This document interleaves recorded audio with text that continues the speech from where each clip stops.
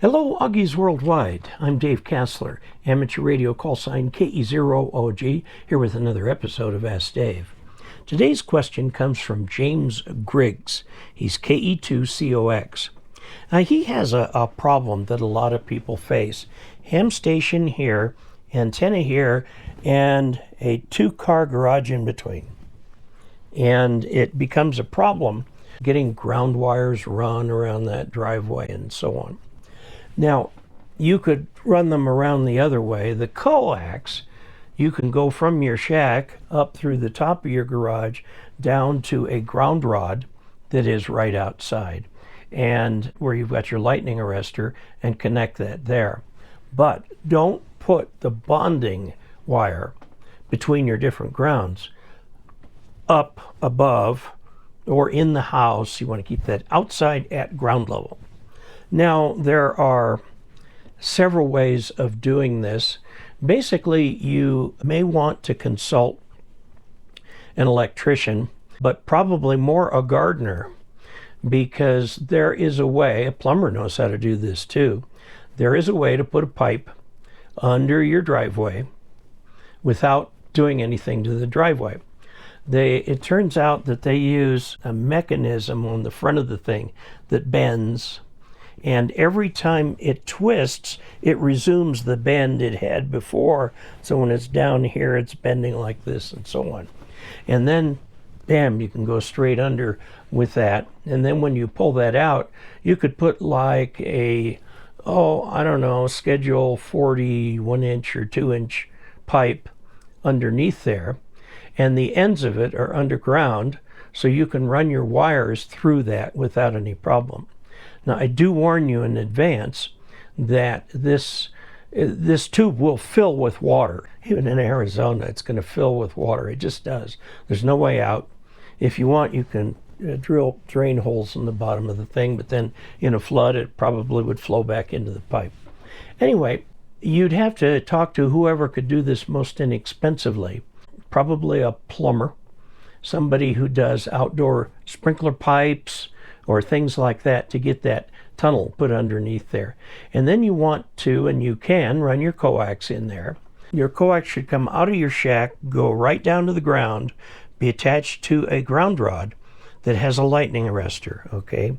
And then you want to run your coax in that tube and your bonding wire from that ground to the utility ground and to any grounds you might have for antennas under there also. Now, if you do have a nearby lightning strike, what's the worst that could happen? The worst that could happen is you blow out that piece of coax that happens to be underground. So you have to kind of weigh one or the other. You can always replace it. I don't know how much this would cost because I have never done it, but I see it done. There are YouTube videos showing how the professionals do it.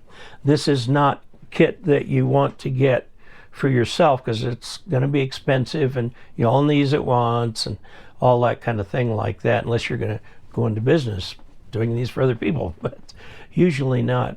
What people usually want when they drill under a sidewalk is to put in a drainage pipe. You can combine this with a drainage pipe if that's convenient for you, but I would suggest that you go for under the driveway. I know it's an investment. It will not hurt the house or the house value at all because it's invisible. It's under the driveway.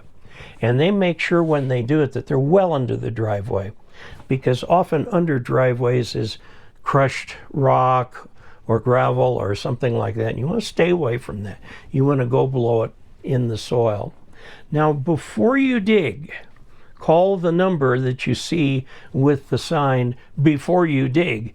Call that number to find out what pipes are already there, because you don't want to drill through your water pipe or your telephone line or whatever that's down there. But that will get you through. It is not really something that I could do by myself. The problem is if you start a pipe at an angle, it'll keep going at an angle. You need these special things that come in and drill horizontally and then come out the other side. And the people who do this are professionals at doing it. They can do it guaranteed. Okay, so how much will you have to pay for that? I don't know. It won't be under $100, that's for sure, because it's going to take them an hour or two to get that thing done. And then once you have it, and you can do anything else that you want. So remember the guiding principles here. 1, coax stays in the house until it goes through the wall and immediately encounters a ground rod and a lightning arrestor. Okay, so you can string it up over in the garage. Then bring it down to near the floor through the wall to a ground rod.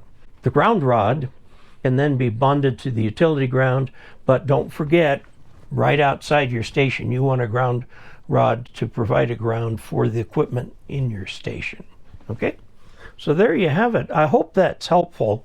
I know the thought of drilling under concrete, you might end up finding it cheaper to just go all the way around the house till you come out the other side. But you still want that ground rod right outside your station, and you want where the coax exits the house to have a ground rod there. Do not ever run the bonding wire that goes between the grounds in the house. That always stays in the house at ground level. So, until we next meet, 73.